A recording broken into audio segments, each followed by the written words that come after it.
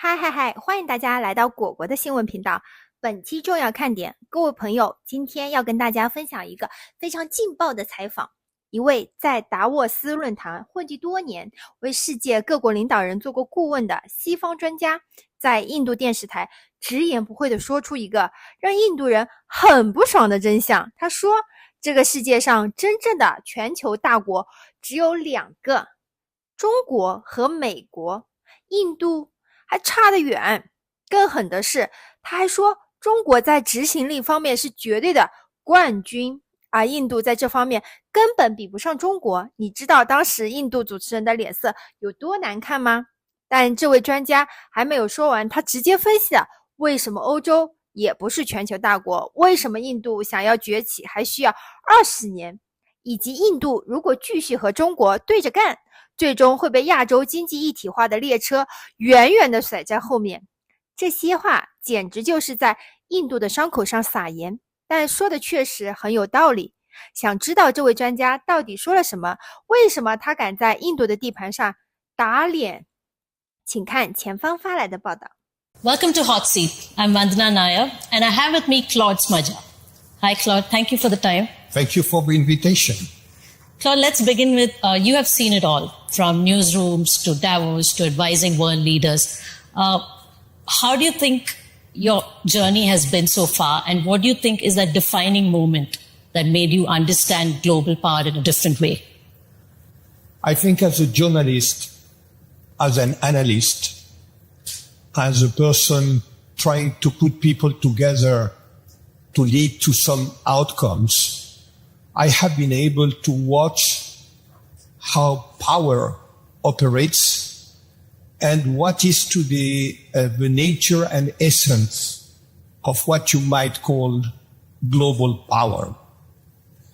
And in fact, you realize that in today's world, if you speak about genuine, real global power, it means 3 things plus a very important additional element. The 3 things is technological power, economic power, military power. If you don't have these 3 components, you are not a global power. And so today in the world, let us face it, there are only 2 global powers, the US and China. Now you have an additional very important element, which is also part of the essence of the nature of global power, which is the ability to shape the narrative. Yeah.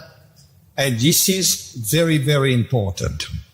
You have some influential players in that, but the real top players are the 2 superpowers.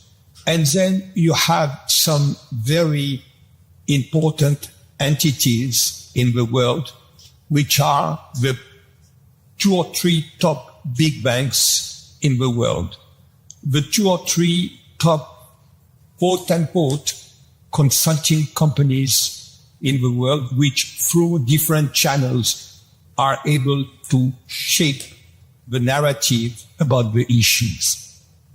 Then there is a big illusion about power.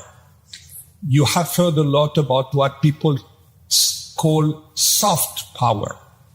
And it has been the big illusion of Europe, thinking that soft power could be an alternative or a substitute for hard power. And this illusion or this delusion has in a way been a major explanation why Europe, although it is claiming that they have 450 million customers and so on and so forth, is not, and for the foreseeable future, will not be a global power. So that is absolutely for sure, because it has deluded itself in this illusion. And so today, Europe doesn't have military power, doesn't have technological power equal to the US or China, and has an economic power which is dwindling. And so that is the situation. Now, the key question is, will India, which aspires to become a global power, be able to manage over the next 20 years the three components that I have mentioned? It is well on its way in the technological aspect. It is making some good progress in economic and military aspect. But then the question will be the ability and the vision to really drive this impulse to become a global power, the impulse that the two present ones have in their DNA. So what else can be done if India wants to be in that superpower? Like, how do we get there? I think it is two or three things. It is discipline of execution. And in that respect, of course, you can say that, for instance,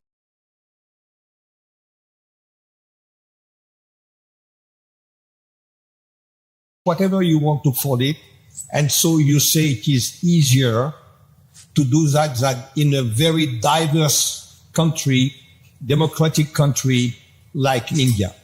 But I think there is a lot to be done in India to improve and perfect the art of execution, disciplined execution. This is where China has proved to be an absolute champion. That is one point. The second point, which I think is very important, is that India needs to harness more the tremendous asset that talent in this country represent, the tremendous asset that the population of this country, the resources of this country represent, and to bring back the capabilities which exist with the tremendous Indian diaspora in different parts of the world. This is, for instance, what China managed to do very well in the initial phase where they launched their modernization campaign to bring back a lot of talent.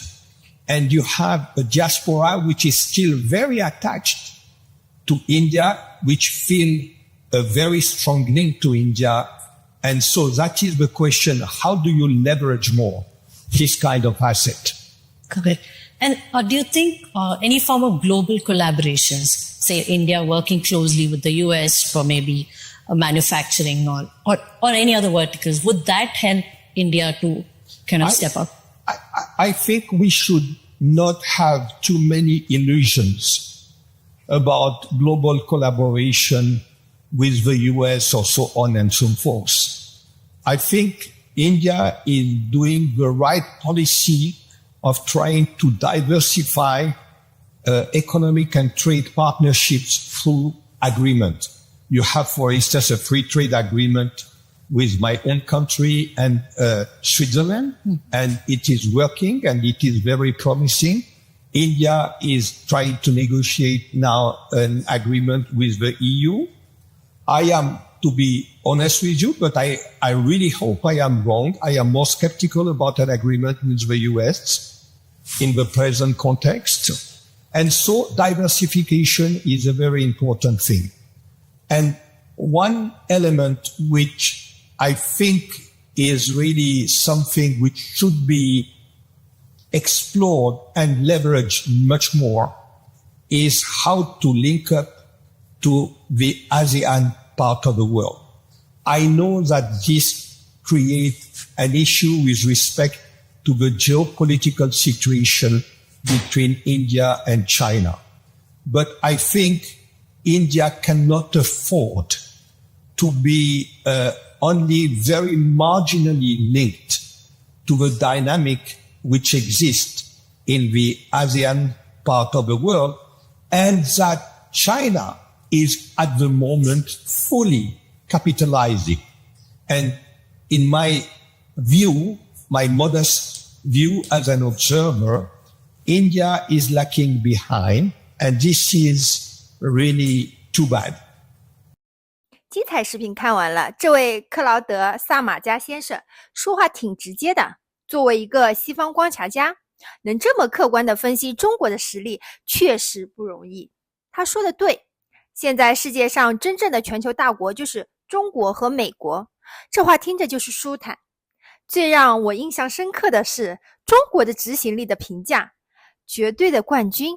说实话，这些年我们确实看到了什么叫中国速度、中国效率，从脱贫攻坚到疫情防控，从基建狂魔到科技突破，我们确实做到了说干就干，干就干成。相比之下，印度虽然也有不少亮点，但在执行力这块确实有很大差距。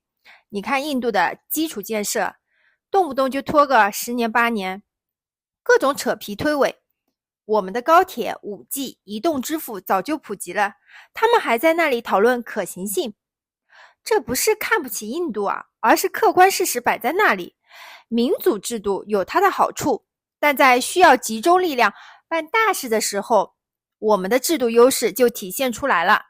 专家提到，中国在改革开放初期成功吸引海外人才回归，这确实是我们一个重要的经验。钱学森、邓稼先那一代科学家回国建设，到现在的1000人计划，我们一直很重视人才引进，而印度虽然海外人才也不少，但似乎在这方面做的还不够系统。还有一点有意思的是，他建议印度不要因为和中国有矛盾就把自己边缘化。说白了，亚洲经济一体化的列车已经开动，中国是这趟列车的重要引擎。印度如果一直站在月台上观望，最后吃亏的还是自己。我们的一带一路、RCEP 等倡议其实都是开放包容的，印度完全可以参与进来，实现共赢。当然，作为中国人，我们也要保持清醒。萨马加说，印度在技术、经济、军事方面都在进步，这是事实。印度的 IT 产业、制药业确实有一定的优势，人口红利也是很可观的。我们不能盲目自大，我们要扩大我们的领先优势。最后想说的是，这种来自西方的客观声音很珍贵，在一些西方媒体总是习惯唱衰中国的背景下，萨马加这样的分析让人感到一丝清流。他没有戴着有色眼镜，而是实事求是地承认了中国的成就和实力，这种态度值得尊重。总的来说，这个采访让我们更加坚定了道路自信。中国的发展模式、执行能力确实在国际上得到了认可，这是所有中国人都应该感到自豪的事情。谢谢大家观看，喜欢请点赞、评论加订阅，你的支持是我最大的动力。比心，明天见，拜拜。